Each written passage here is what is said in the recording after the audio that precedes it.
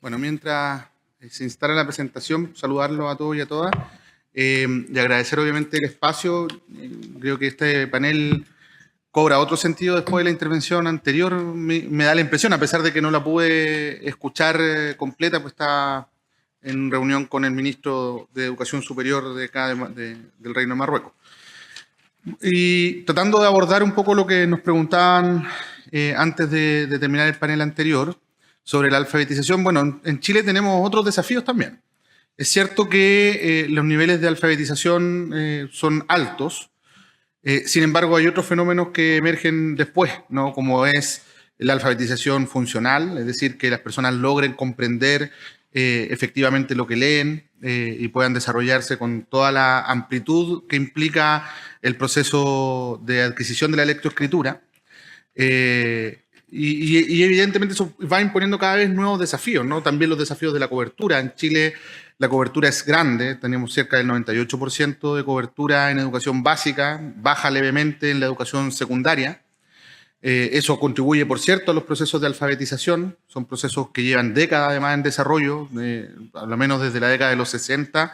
Con la expansión del sistema educativo chileno se logra alcanzar todas esas metas. Y yo diría que hay un factor principal, y lo conversamos el día de ayer a propósito de la alimentación, ¿no? Y esto yo quiero ponerle mucho valor porque además está en el centro de la discusión que está llevando hoy día el Comité de Alto Nivel del ODS 4, que es el Objetivo de Desarrollo Sostenible número 4, que es el del derecho a la educación para todos y todas, y que Chile ha puesto sobre la mesa como un elemento habilitante, ¿no? Y que tiene que ver con la alimentación escolar.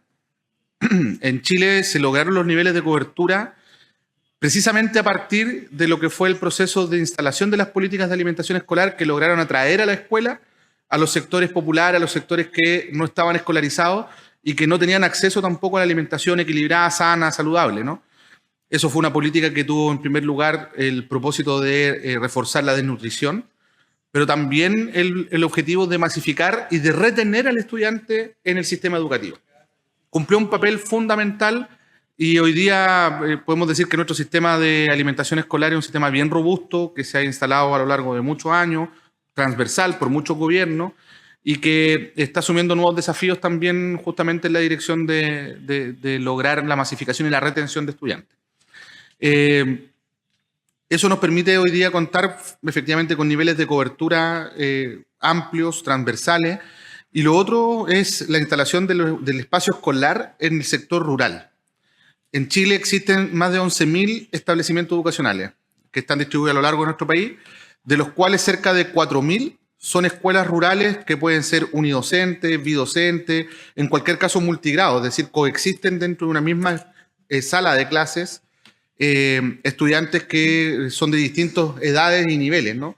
Y justamente se cumple el propósito de asegurar que los estudiantes vayan a la escuela porque está situada en su territorio, ¿no? Hubo una experiencia hace muchos años atrás de internados que todavía existen en algunos casos, pero los internados no son funcionales. Son pocos en la capacidad que tiene de poder absorber al estudiantado que pertenece a zonas rurales. Es baja, la inversión es alta, porque son muy caros, y por lo tanto es mucho más conveniente contar con escuelas de carácter rural, que es algo que hemos reforzado, y además con financiamiento ad hoc, ¿no? Con financiamiento que permite sostener la enseñanza en la ruralidad, que es más cara que la enseñanza en lo urbano, por escala, naturalmente, ¿no? Se requiere un profesor para a veces 5 estudiantes, 6 estudiantes, no mucho más, ¿no? Y esa es una forma que también tuvimos de asegurar cobertura y asegurar llegar con los procesos de alfabetización a todos los lugares. Además, Chile ha hecho una inversión muy fuerte precisamente el aprendizaje de la lectoescritura en los primeros 4 años de la escolaridad. Ahí es donde han estado focalizados prácticamente todos nuestros programas desde los años 90 hasta la fecha, porque comprendemos que la lectura y la escritura es un aprendizaje fundacional. O sea, no se habilitan otros aprendizajes si no se aprende a leer y escribir. Es muy difícil que el estudiante aprenda matemática, o que aprenda historia, o que aprenda ciencia, si no sabe leer y escribir.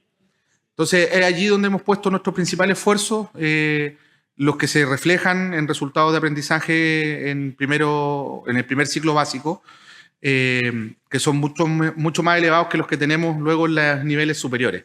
Tenemos un problema nosotros de lograr asegurar, afianzar esos aprendizajes en los siguientes años de la trayectoria educativa. Dicho eso, entonces, bueno, un poco entrando al tema que nos convoca, que tiene que ver con inteligencia artificial y los desafíos contemporáneos, ¿no? Lo primero es señalar que efectivamente estamos frente a un tema muy importante, muy contingente, y desde el Ministerio de Educación evidentemente estamos trabajando también, incorporándonos con estos temas. Yo lo he dicho y ha generado polémica, no una frase nueva, por cierto, y es que tenemos una asimetría entre el espacio escolar, el profesorado y los estudiantes. Están desalineados, son épocas distintas, ¿no? En la escuela sigue siendo la escuela tradicional francesa del siglo XIX, sigue siendo ese espacio estructurado, con docentes que fueron formados en las dinámicas y en las lógicas del siglo XX, pero con estudiantes que viven la vorágine y la vertiginosidad del siglo XXI. Además, los cambios que se van provocando a propósito de la incorporación de las nuevas tecnologías y el avance que tienen las nuevas tecnologías en la vida cotidiana, ni siquiera en lo escolar, ni siquiera en lo educativo, también hace que las transformaciones cada vez sean más rápidas. Y la adaptación, creo que en un panel anterior lo dijeron, del sistema educativo formal es mucho más lento que lo que está cambiando la realidad. Eso evidentemente nos llena de desafíos que son muy relevantes, porque efectivamente tenemos que ir cerrando esa brecha entre la escuela, la docencia y el estudiantado. De hecho, un dato muy preocupante a propósito de la deserción escolar, que es algo que medimos todos los años en Chile, es que, si bien es cierto, bajamos la cantidad de estudiantes desertores desde el 2023 al 2024, logramos disminuir la brecha, aumenta la brecha en los sectores socioeconómicos altos de nuestro país y disminuye precisamente los sectores socioeconómicos más bajos. Es un dato que parece paradójico, porque la intuición a todos nos dice que efectivamente son los más pobres los que salen en mayor cantidad. Hoy día en Chile esa tendencia se está revirtiendo, y eso tiene que ver con la pérdida de confianza en el espacio educativo, ¿no? Esa pérdida de confianza que tiene varias dimensiones. Primero, porque pospandemia y luego de haber vivido el proceso de educación telemática, ¿no? Hubo una costumbre a una forma distinta de aproximación a los procesos de aprendizaje. Por otro lado, está toda esta penetración de las nuevas tecnologías y lo que hablaban en el panel anterior, ¿no? Cómo hemos ido despersonalizándonos, cómo hemos ido perdiendo también la capacidad de interactuar y ser más sociales en vivo y en directo, y no tanto a través de los propios aparatos, ¿no? y las redes sociales. Y yo diría que eso también ha estado acompañado por un fenómeno de aumento de la violencia en el contexto escolar, que yo creo que también tiene mucho que ver con esta penetración de las redes sociales y lo que nos transmiten las redes sociales. O sea, si lo que mueven las redes sociales, como se decía en el panel anterior, es la rabia, el odio, el temor, bueno, porque eso no va a permear en nuestra cotidianidad, en nuestras formas de relacionarnos todos los días como sociedad, ¿no? Y la escuela no está en un ambiente estéril, está inserto en un mundo social y en una dinámica concreta, ¿no? Que es la que ocurre en la sociedad misma. Y es por eso que este desafío de incorporar un análisis mayor de las implicancias y cómo las nuevas tecnologías pueden ayudar a los procesos educativos es tan relevante, ¿no? Y en ese sentido, el sistema educativo tiene que tener más plasticidad, más flexibilidad para adquirir nuevas habilidades y formar también nuevas capacidades en nuestro sector docente y también de estudiantes. Y obviamente, hoy cómo se producen los aprendizajes, eso también es un tema que tenemos que discutir más y alinear en nuestro sistema educativo mucho más con esa pregunta, ¿no? Por eso la importancia de la neurociencia, de ir incorporando sistemáticamente esto en la formación docente, en cómo esto va impactando en las metodologías de enseñanza que el sector docente va desarrollando. Todas estas son preguntas evidentemente que muestran en qué medida el desarrollo tecnológico traslada y reubica la frontera que hasta ahora veíamos un poquito estáticas, ¿no? Eran bien ciertas, muy firmes. Entonces, hay un aspecto que tenemos que despejar en primer lugar que tiene que ver con qué actitud vamos a adoptar frente a este tipo de transformaciones. Si va a ser el optimismo asociado a la sofisticación de los procesos y de los propios artefactos, o por el contrario nos vamos a ubicar en la perplejidad reflexiva que se genera a partir de la posibilidad de que lo humano pierda relevancia frente a una inteligencia que en promedio comete menos errores que nosotros, en promedio. Quienes ejercemos, obviamente, cargos públicos tenemos que tomar un poco más de distancia a esta polaridad. Tenemos la obligación de incorporar y al mismo tiempo también de actuar con cierta crítica y reflexión permanente respecto a esta supuesta contradicción. Y lo digo porque al final del día los jóvenes usan en los aparatos y están presentes en su vida cotidiana y en la escuela están un momento del día y luego de eso se van de la escuela y uno no sabe lo que ocurre después de ello, con todos los efectos perniciosos que ya todos sabemos que esto conlleva. Entonces, en ese sentido, evaluar, entender, discernir lo mejor, de la mejor manera de transitar estos caminos que se van abriendo con la herramienta, como las nuevas tecnologías, sobre todo en inteligencia artificial, que tiene un directo impacto tanto en las dinámicas educativas como en el sentido mismo de la educación. Obviamente hay una dimensión positiva, concreta, que tiene que ver con el potencial que tiene como herramienta para materializar aspiraciones que durante mucho tiempo fueron solo objeto de la fantasía, como la posibilidad de personalizar la enseñanza sin hacerla ineficiente o excesivamente cara, mejorar el rendimiento de los estudiantes a través de la sistematización de información que se va generando a partir de su propio desempeño, optimizar también los procesos de gestión pedagógica dentro de las instituciones educativas. Y hoy nosotros estamos incorporando inteligencia artificial en algunos procesos, todavía no directamente sobre las aulas, pero sí en algunos procesos que nos parece relevante mencionar. Por ejemplo, en Chile, hace muchos años tenemos un sistema de evaluación docente que evalúa a todo el profesorado de nuestro país en 4 años, por cuartos, ¿no?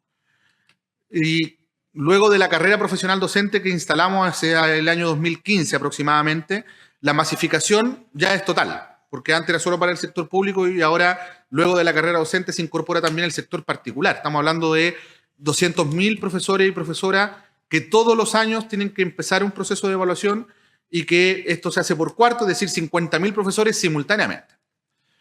¿Cuál es el problema? El problema es que se nos desfasa la evaluación de la retroalimentación de los resultados de esa evaluación.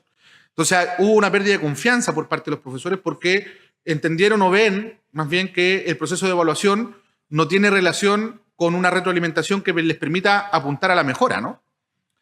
Esto ha generado un debate y hoy día lo que estamos haciendo es incorporar inteligencia artificial para la reportabilidad de los resultados de la evaluación docente, de manera tal que podamos entregar información oportuna, mucho más pormenorizada, con detalle y con recomendaciones de mejora y de acciones para la mejora que le hacen mucho más sentido también a la profesión docente y por tanto le genera más confianza participar de este proceso de evaluación, que siempre es una tensión para quienes nos toca estar en los espacios de dirección del sistema educativo. Sabemos que una gran pelea permanentemente es estas discusiones sobre todo con los sindicatos de la evaluación o no evaluación, de cuánto accountability finalmente tenemos en el sistema educativo, a propósito de algo que preguntaba ayer la senadora Jimena Rincón también.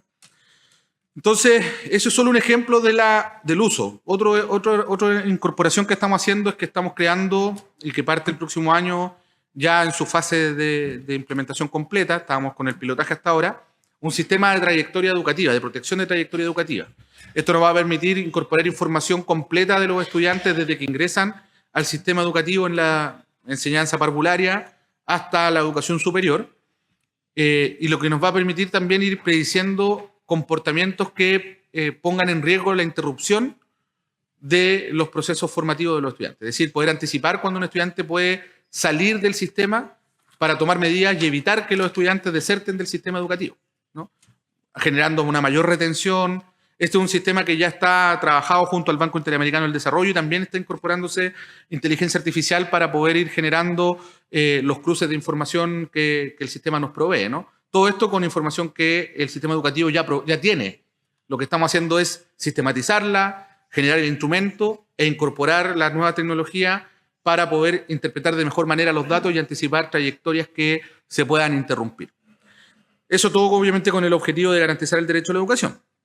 Entonces, de la mano con toda esta optimización de procesos administrativos y de gestión pedagógica que estamos incorporando, también la conectividad pasa a ser una herramienta muy importante para reducir brechas de distinta naturaleza, como la brecha de género, que van predeterminando también desempeño en ciertas disciplinas, o las brechas territoriales y socioeconómicas, cuya ubicuidad fue evidente durante la pandemia, cuando pudimos conocer en la real proporción las diferencias e inequidades que nuestro sistema tenía previo a la pandemia y que impedía percibir con nitidez precisamente este tema. En suma, lo que nosotros vemos es que la inteligencia artificial puede ser una herramienta para transformar el siglo XXI, pero eso no va a suceder de manera espontánea, ni los aportes van a ser necesariamente dirigidos a las áreas donde más se requieren.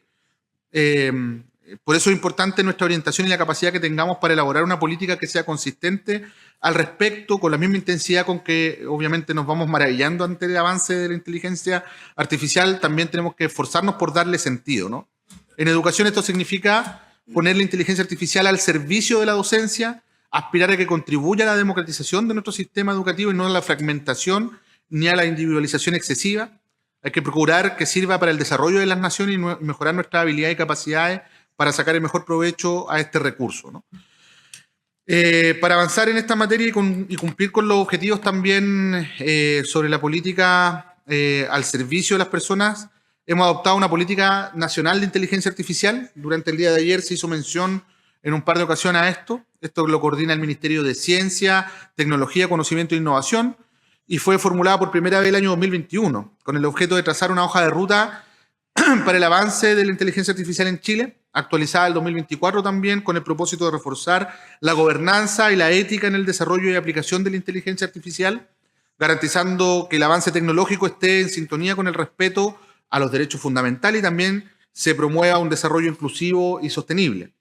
En términos específicos, como parte de una línea de trabajo enfocada en el desarrollo de talento, esta política apunta a acercar la inteligencia artificial a niños, niñas, adolescentes, integrándola también como una herramienta pedagógica, habilitante para todos los niveles de nuestro sistema.